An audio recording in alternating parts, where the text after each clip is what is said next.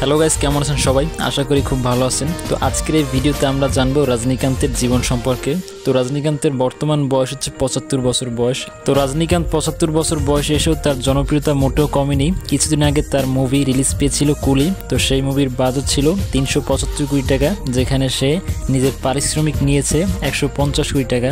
আর মজার বিষয় হচ্ছে রজনীকান্ত হচ্ছে এমন একজন অভিনেতা যার ছবি মুক্তি পেলে সেই রাজ্যের ওই দিন সরকারি ছুটি ঘোষণা করা হয় এবং তার ছবি দেখার জন্য মানুষজন অফিস থেকে ছুটি নিয়ে সিনেমা হলে যায় ছবি দেখতে। আর তামিল সিনেমার সর্বোচ্চ আয়কারী 10টি সিনেমার সিরিয়ালে প্রথম 4টি রয়েছে রজনীকান্তের দখলে। তো যাই হোক, রজনীকান্ত একসময় বাস স্ট্যান্ডে কুলির কাজ করত এবং এরপর সে বাস কন্ডাক্টরের কাজ করে। তো যাই হোক, একজন মধ্যবিত্ত পরিবারের সন্তান হয়ে কিভাবে সে বিশ্ব জয় করলো আমরা আজকের ভিডিওতে তাই জানবো।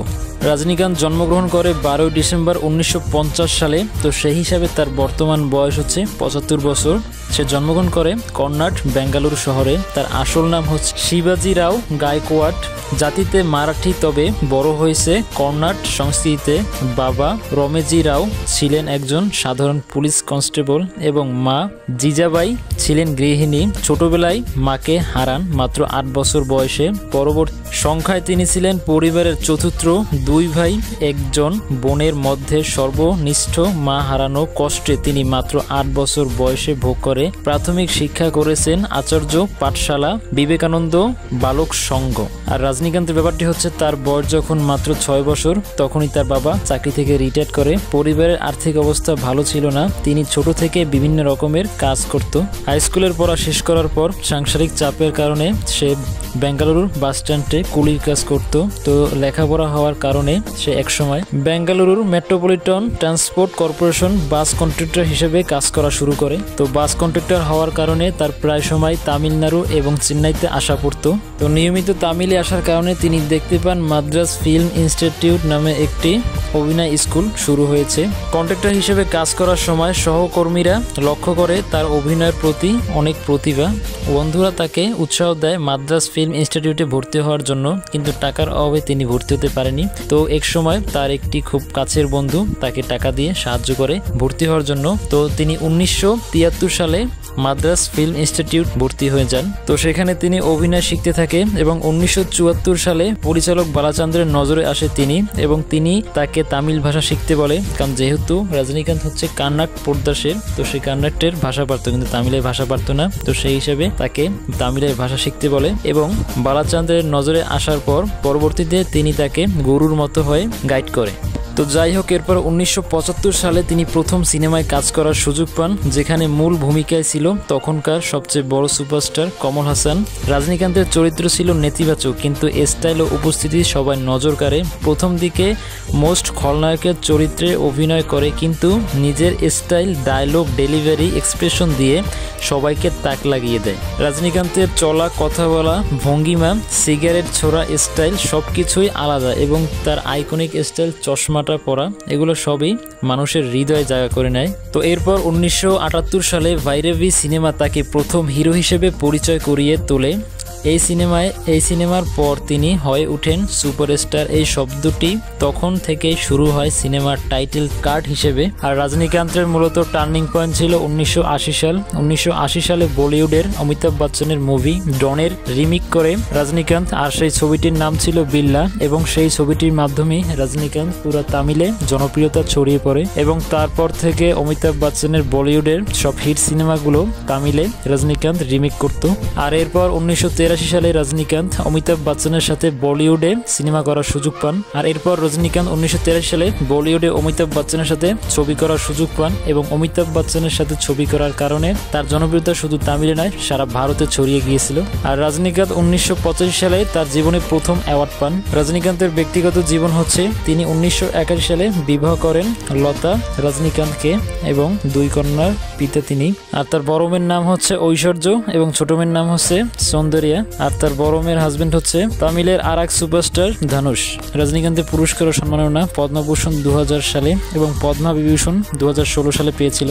রজনীকান্ত তার সারা জীবনে 175টির মতো ছবিতে অভিনয় করেছে এবং যেসব ছবি তাকে তামিলের সবচেয়ে বড় সেলিব্রিটি বা জনপ্রিয়তা এনে দিয়েছে বা তাকে সুপারস্টার করে দিয়েছে সেই ছবিগুলো হচ্ছে থালাপতি 1971 সাল, মণি রত্ন পরিচালিত মমতা ও শক্তিশালী কাহিনীর জন্য কালজয়ী, 2 নম্বরে অনান্নামালাই 1992 সালে দরিদ্র থেকে ধনী হওয়ার গল্প বিশাল হিট বাসা 1995 সালে, এটি রজনীকান্তের কেরিয়ারের টার্নিং পয়েন্ট ডন ইমেজ তৈরি করে।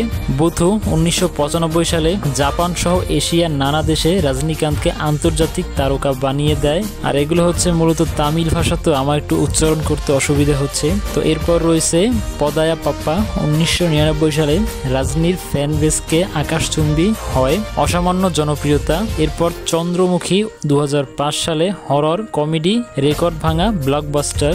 শিবাজি দ্য বস 2007 সালে বিশাল বড় বাজেটের ভারত জুড়ে সুপারহিট এবং এটিতেই প্রথম রজনীকান্ত রেকর্ড পরিমাণে পারিশ্রমিক নেন। 2010 সালে রোবট সাইফাই মুভি রজনীর জনপ্রিয়তাকে বৈশ্বিক পর্যায়ে নিয়ে যায়। কাভালি 2016 সালে মালয়েশিয়া প্রেক্ষাপট স্টাইল ও চরিত্রের নতুন মাত্রা। 2018 সালে কালা রাজনৈতিক ও সামাজিক বার্তায় ভরপুর। 2019 সালে পেট্টো ভক্তদের জন্য একদম ফ্যান ফেভারিট। এরপর 2023 সালে জেলার মুভি, এটি ছিল রজনীকান্তের কামব্যাক একটি মুভি। এখন 2025 সালে কিছুদিন আগে মুক্তি পেয়েছে রজনীকান্তের কুলি মুভি। আর কুলি মুভির ব্যাপারে একটি আশ্চর্যজনক তথ্য হচ্ছে কুলি মুভি মাত্র 4 দিনে 400 কোটি টাকা ইনকাম করেছে এবং এটা এখনো বর্তমানে হলে খুব জনপ্রিয়তায় রয়েছে। আর কুলি মুভি সম্পর্কে একটি ইন্টারেস্টিং তথ্য হচ্ছে বলিউডের আমির খান কুলি মুভির জন্য যখন স্ক্রিপ্ট পায়, তখন যখন শুনেছে যে এই মুভির নায়ক হচ্ছে রজনীকান্ত, তো তখন সে কুলি মুভির স্ক্রিপ্ট পড়েনি এবং এটি সে নিজের মুখেই স্বীকার করেছে যে কুলি মুভির স্ক্রিপ্ট সে না পড়ে শুধুমাত্র রজনীকান্তের নাম শুনেই এই ছবির জন্য রাজি হয়েছে। এবং আশা করা যায় রজনীকান্তের এই মুভি 700 কোটি টাকা প্লাস ইনকাম করবে।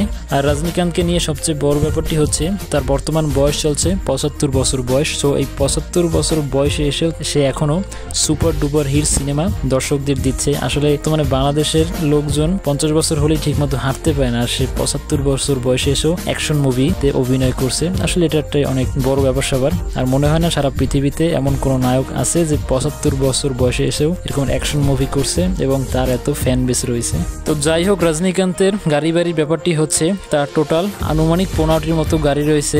সেই গাড়ির লিস্টে রয়েছে limousine, Rolls Royce Phantom, Rolls Royce Ghost, Mercedes Benz, BMW X7, BMW 7 series, BMW X5, Audi A7, Toyota Innova, Honda CR-V।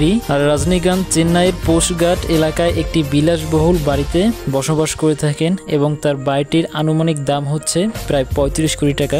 আর রজনীকান্ত একটি মুভিতে অভিনয় করার জন্য 120 থেকে 150 কোটি টাকা পর্যন্ত পারিশ্রমিক নিয়ে থাকেন। আর রজনীকান্ত সারা জীবনে 500 কোটি টাকা ইনকাম করেছে, মানে সে এখন বর্তমানে আনুমানিক 500 কোটি টাকার মালিক। আর এই ভিডিওতে যা তথ্য ব্যবহার করা হয়েছে সবই হচ্ছে অনলাইন থেকে নেওয়া, তো অতএব এখানে 100% একুরেট নাও হতে পারে। আর রজনীকান্তের একটি বিষয় হচ্ছে বয়স শুধু একটি সংখ্যা। রজনীকান্ত প্রমাণ করেছে আসল এনার্জি আসে মন থেকে, তাই আজও তিনি পর্দায় রাজত্ব করেছেন। বয়স আসলে কেবল ক্যালেন্ডারের পাতায় বাঁধা একটি সংখ্যা। রজনীকান্ত দেখিয়ে দিয়েছেন যদি মনে আগুন জ্বলে তবে শরীর কখনোই ক্লান্ত হয় না, তাই আজও তিনি পর্দায় ঝড় তোলেন সেই একই উদ্যমে যেমনটা করেছিলেন 4 দশক আগে। তিনি শুধু নায়ক নন, তিনি জীবন্ত কিংবদন্তি। তো যাই হোক, আজকের ভিডিওটা এই পর্যন্তই। যদি ভিডিওটা ভালো লেগে থাকে অবশ্যই একটা ভিডিওতে লাইক দিয়ে দিবেন এবং যদি মনে চায় চ্যানেলটা সাবস্ক্রাইব করে দিবেন। আল্লাহ হাফেজ।